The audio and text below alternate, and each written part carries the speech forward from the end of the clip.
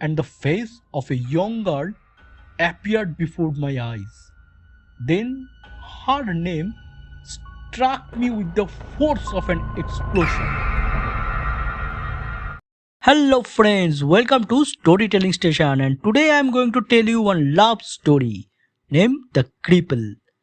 This story was written by the Guy de Maupassant. He was a 19th century French author, remembered as a master of the short story.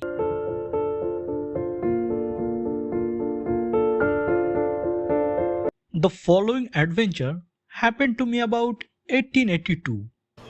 I had just taken the train and settled down in a corner, hoping that I should be left alone. But the door suddenly opened again, and I heard a voice said, "Take care, monsieur. We are just at a crossing. The step is very high." I heard another voice answered from behind. "Oh, that's all right, Laurent. I have a firm hold on the handle." Then a head appeared, and two hands seized the leather straps hanging on either side of the door and slowly pulled up an enormous body, whose feet striking on the step sounded like two canes. When the man had hoisted his torso into the compartment, I noticed, at the loose edge of his trousers, the end of a wooden leg, which was soon followed by its mate.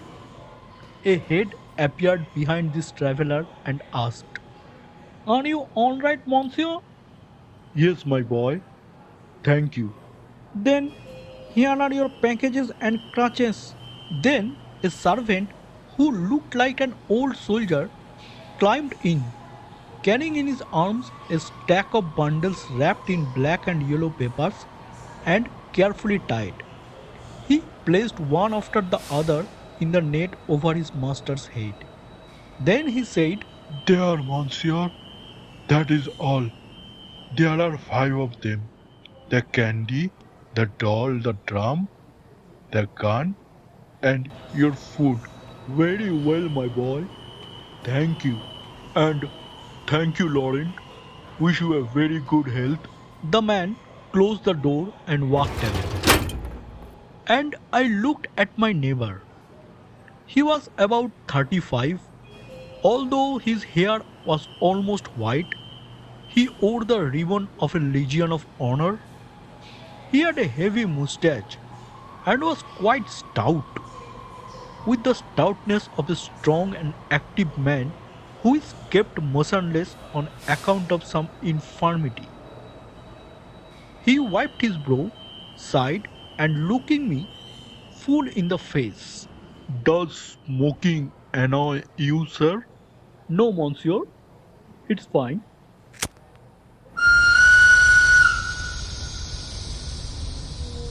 Surely I knew that eye, that voice, and that face.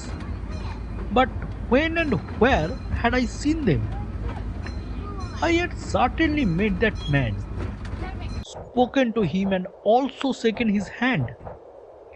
That was a long, long time ago, maybe. It was lost in the haze wherein the mind seems to feel around blindly for memories and pursues them like fleeing phantoms without being able to seize them. He too was observing me, staring me out of countenance with the persistence of a man who remembers slightly but not completely. Our eyes, embarrassed by the persistent contact, turned away, then after a few minutes drawn together again by the obscure and tenacious will of working memory. They met once more, and I said, "Excuse me, monsieur. Instead of staring at each other for an hour or so, would it not be better to try to discover where we have met and known each other?"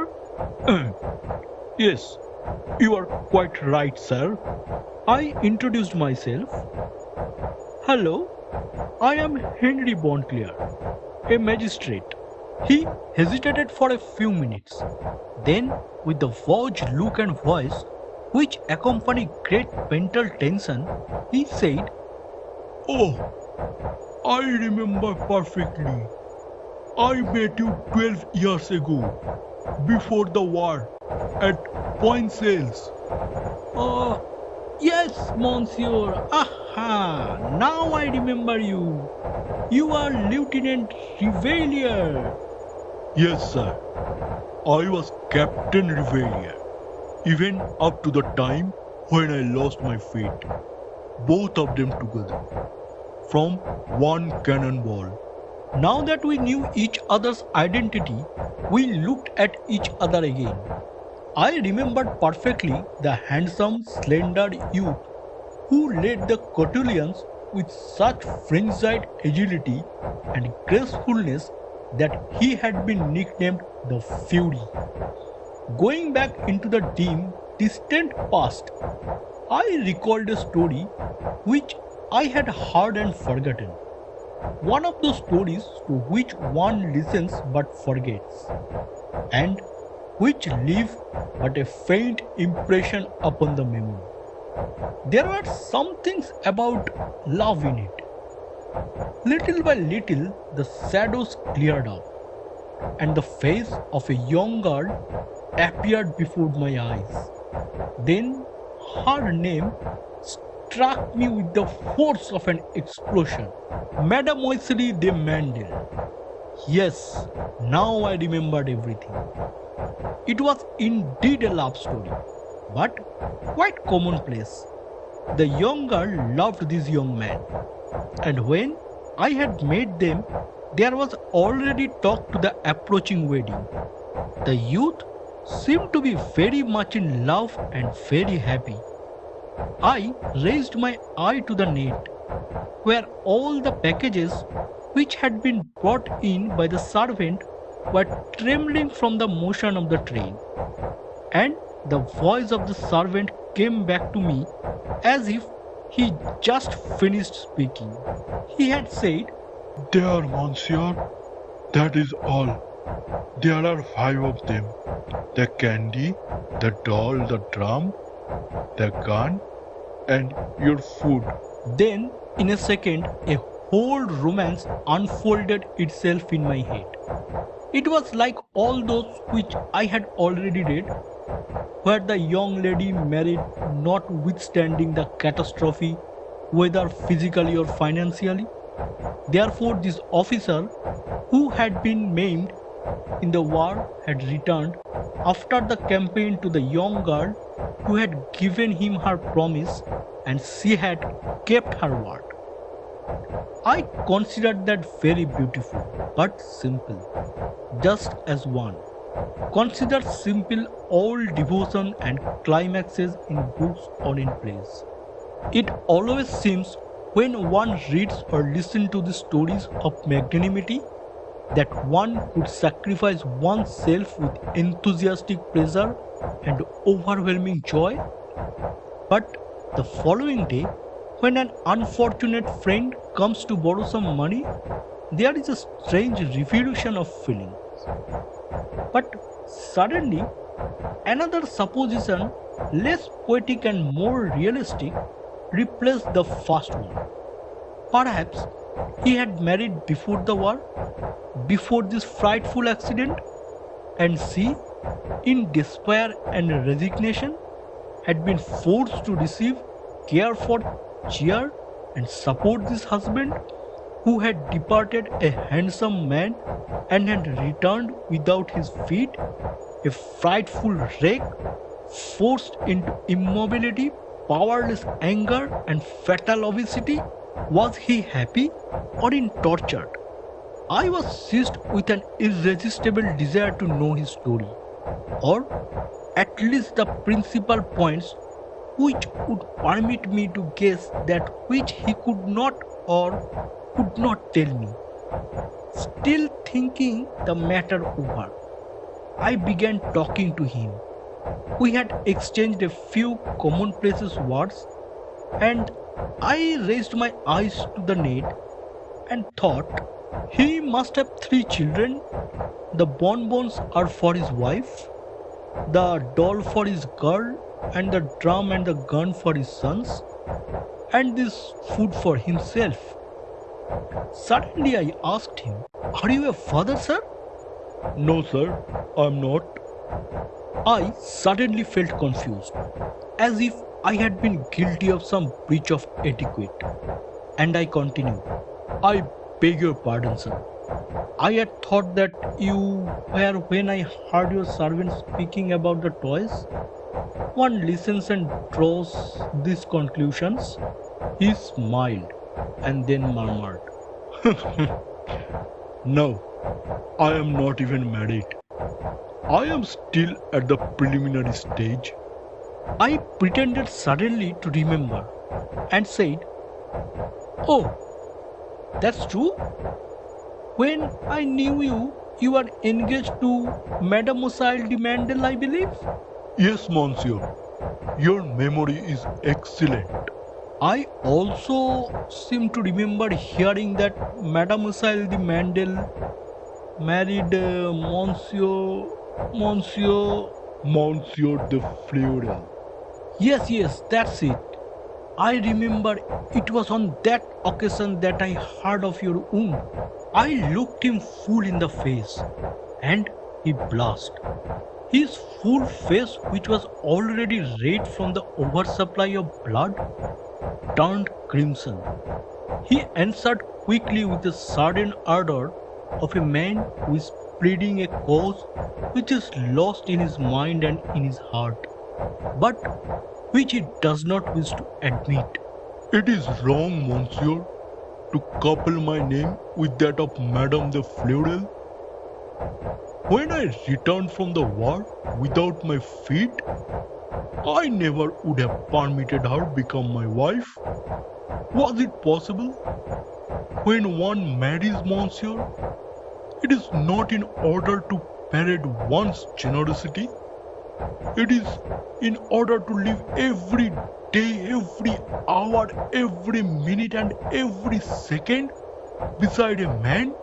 And if this man is disfigured as I am, it is a death sentence to marry him. Oh, I understand. I admire all sacrifices and devotions when they have a limit. But I do not admit that a woman should give up her whole life, all joy, all her dreams, in order to satisfy the admiration of the gallery. When I hear on the floor of my room the tapping of my wooden legs and of my crutches, I grow angry enough to strangle my servant. Do you think that I would permit a woman to do what I myself am unable to tolerate? And then, do you think that my stumps are pretty? He was silent. What could I say? He certainly was right. Could I blame her, hold her in contempt, even say that she was wrong? No. However, the end which conformed to the rule, to the truth, did not satisfy my poetic appetite. These heroic deeds demand a beautiful sacrifice, which seemed to be lacking, and I felt a certain disappointment. I suddenly asked, "Has Madame de Fleur any children?" Yes, one girl and two boys. It is for them that I am bringing these toys. She and her husband are very kind to me. The train was going up the incline to Saint Germain.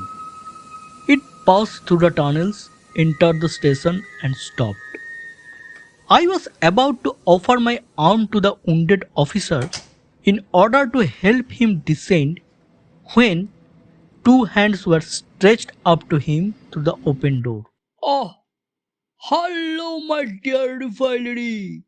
Oh, oh, hello, Fleurel. Standing behind the man, the woman, still beautiful, was smiling and waving her hands to him. A little girl standing beside her was jumping for joy, and two young boys were eagerly watching the drum and the gun, which were passing from the cart into their father's hands. When the cripples was on the ground, all the children kissed him. Then they set off. The little girl holding in her hand the small varnished rung of a crutch, just as she might walk beside her big friend and hold his thumb.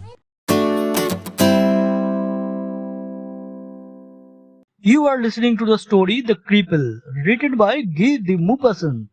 If you like this story, please give it a like and share this with your friend, and don't forget to hit the subscribe button below. Thank you.